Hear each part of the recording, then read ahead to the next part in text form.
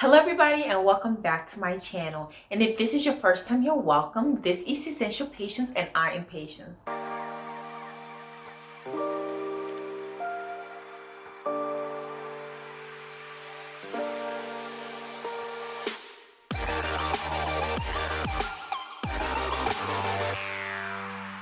In today's video, we'll be going over an article that was published by Yahoo Finance, which was very interesting, and I thought that we need to talk about this.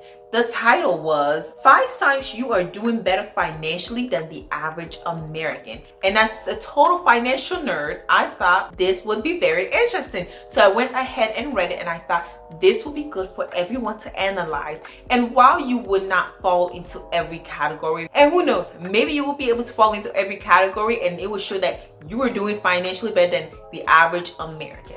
But I think that since a lot of my audience is younger, it would show that if you are in that demographic, you're probably not in every single part of doing better than the average American, but you might be doing better in some areas. But if you're over the age of 35, I think that hitting these goals or making sure that you at least have these 5 signs in your life would be financially helpful. I am actually hoping to hit this before 30 because I think that this is a good way to gauge what your financial future is going to look like. But even if are the opposite of these 5 signs, that is a good sign to show where most of America is, and that maybe you want to start shifting your financial viewpoint to make sure that you are doing better financially as well. So don't take this as a way to compare yourself and to feel bad about yourself, because I read these again. I didn't hit all these points. I definitely don't feel bad about the ones I didn't hit. I'm just looking at it and thinking, okay, that's something to aim for, right? Don't compare. Just use this as a tool to learn and to get new goals that maybe you didn't think about. But without wasting any more time, let's get right into it. And be sure to like this video if you haven't already and subscribe. But let's get right into these 5 signs that you are doing better than the average American. Sign number 1 is that you have more than $1,400 in your savings account. Now, this will be seen as doing better than the average American, because if not already, watch my video on emergency funds and how over 50% of Americans don't have $1,000 to cover an emergency, or the fact that over 1 in 3 Americans can't even cover a $400 emergency without a credit card or borrowing money. With that being said, if you have $4,500 in savings, it means that you are doing better than the average American. Now, what does this say about the average American? That we're not doing so hot, because $4,500 is really not that much money. Now, it's great as a starting point, but just $4,500 in emergency for the average, that's really not saying much. So if you have more than $4,500 in savings, give yourself a pat on the back, because you are doing better than the average American. Now let's go to number 2. Now number 2 is that you are doing better than the average American if you have over $30,000 in your 401k saved. Now this is again dependent, because as I said, a lot of people who watch this video are under the age of 30, and maybe you just started working. So $30,000, maybe you're not there yet. I'm not. So here's a way to make a new goal. $30,000 in a 401k is nothing to write home about, because it is not enough for retiring practically anywhere, probably in this world, but it's a good start. So looking at the numbers, let's break it down by age groups. There are 2 age groups we want to focus on, which is that age 34 to 44 had on average $36,117, which is so little in my opinion for somebody who is less than 20 years, maybe 30 years at most from retiring. A good age to retire if you're aiming for about 60, 62. That is really not that much. Even more worrying was the age group between 45 and 54, because they had on average $61,530 saved in their 401k. Now I hope they have other things such as HSAs, Roth IRAs, regular brokerage accounts, we're not included in this. But if this is it, that is really hard. And I know that's not exactly everything they may have for retirements. That's not much, especially for the people in the age groups of 45 to 54. They are like 10, 20 years away from retiring. So they really need to amp it up, making sure that this is a goal that you want to hit, to make sure that you have at least 30,000, and of course get more for retiring. there is a way to calculate how much you need for retirement, but in this day and age, you're looking at more like $1 million, okay? $1 million, but not at this age. Maybe more towards 60 years old, 50, 60, you need to be hitting like $1 million in retirement funds. Now, number 3 of that you are doing better than the average American is that you can cover a $2,000 emergency. And if you watch this channel and you've watched my video, how to build an emergency fund, you would know that technically you should be able to cover that, because it is advised that you have a 3 to 6 month emergency fund saved. And of course, for practically everyone, that is over $2,000. But having such little money saved for emergency is worrying, because like I said, the average American could not cover a $1,000 emergency fund. So if you have $2,000 in money to cover an emergency, you are definitely doing better. Rather than just having money to cover the emergency, because you don't want to be taking money from a retirement account, you don't want to be using your credit cards, make sure that you have your emergency fund built up. Moving on to number 4 is that you have less than $6,500 in credit card debt.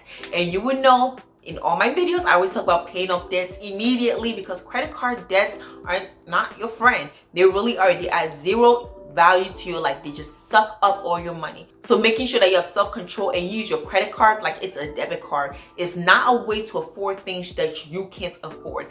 It is for you to afford things that you can afford and pay off immediately. But the average American has about $6,500 in credit card debt. So if you have less than that, well, apparently you're doing better. But you know what's better than doing better is having $0 in credit card debts. And to help you do that, you can go watch my video, which is Are Credit Cards Evil, to really help you if you find that helpful, because credit cards are not evil, but the debt that can accumulate is very real. Now we are on the very last one, which is your total net worth is at least $100,000. That means that you are doing better than the average American. And remember that this is all age groups.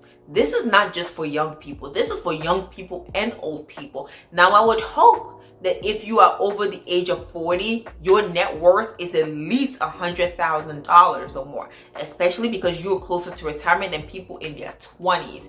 A net worth is calculated by all your assets, including your house, the equity you have in your house. It includes your car. Even though some people don't really see cars as an asset, it's partly an asset, because you could sell it and get that money. It includes all the money you have in your bank account, money in your retirement account, and any other very pricey things that you have that has value in this real world that you can like sell and get that money back. And then you subtract all your liabilities. So if you have a ton of money, but then you also have a ton of debt, your net worth could be very low. If you have a ton of assets and very little debt, then you have a pretty high net worth. So making sure that's the formula you use to calculate your net worth. Now at this age, I'm obviously not there, in case you can't tell. Hopefully soon I'll get there, and I hope to make it there before I'm the age of 30. And another reason why a lot of people are able to have a high net worth is a house, because if you're renting, there is no equity in renting. But when you buy a house, there is equity in owning a property. And that's why real estate is one of the biggest portion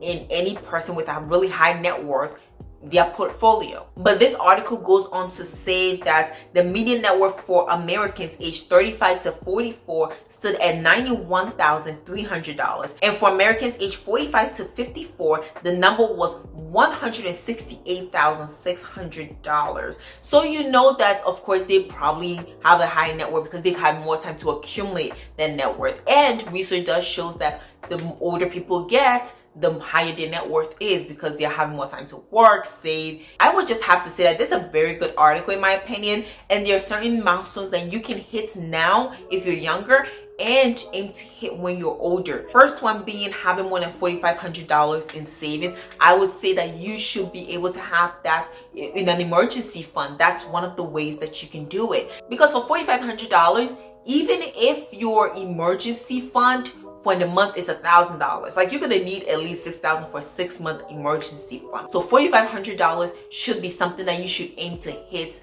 at a young age and to keep up and to maintain throughout your financial journey. Going on to the next one, which is having more than $30,000 in your 401k. I think that's something that a lot of us, if you're trying to be financially savvy, should strive to hit by the time we start working, maybe about 3 years into working. If you have a really good job, or if you have a high paying job, you can probably hit that very soon. But even if you don't, you should probably try to strive to hit that, I would say, by the age of 30, because it's a good way to be on track, as well as with compound interest. And let's not forget that the maximum contribution for the year 2022 for your 401k is $22,500, and that does not include your employer match. So your employer can match more, which increases it. If you're able to strive towards maxing out our 401k, we will reach them much quicker.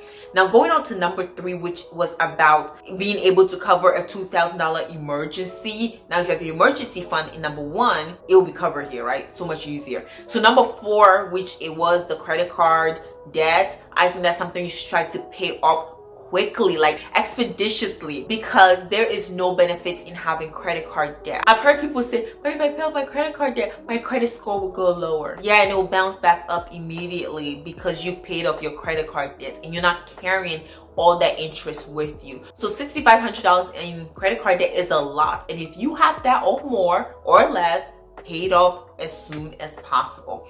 Number 5 being the fact that your net worth is over $100,000. Again, something I think we should strive for by the age of 30 to have, especially if you're being financially savvy and really good with your assets. Maybe you might have bought a house by then, which would make it easier because you're paying each month into the equity of the house. And maybe by the time you have a paid for car, maybe by that time you have more in your 401k, especially if you have $30,000 in your 401k. Right there, that's $30,000 towards your net worth. And then let's say you've had your house for 3 years and now the equity is about another $30,000. Maybe you have your Roth IRA, you've been contributing year to year, so now you have about $20,000. Again, with that, maybe you have an HSA, that's part of your net worth. So as you can see, all of a sudden we are getting towards $100,000.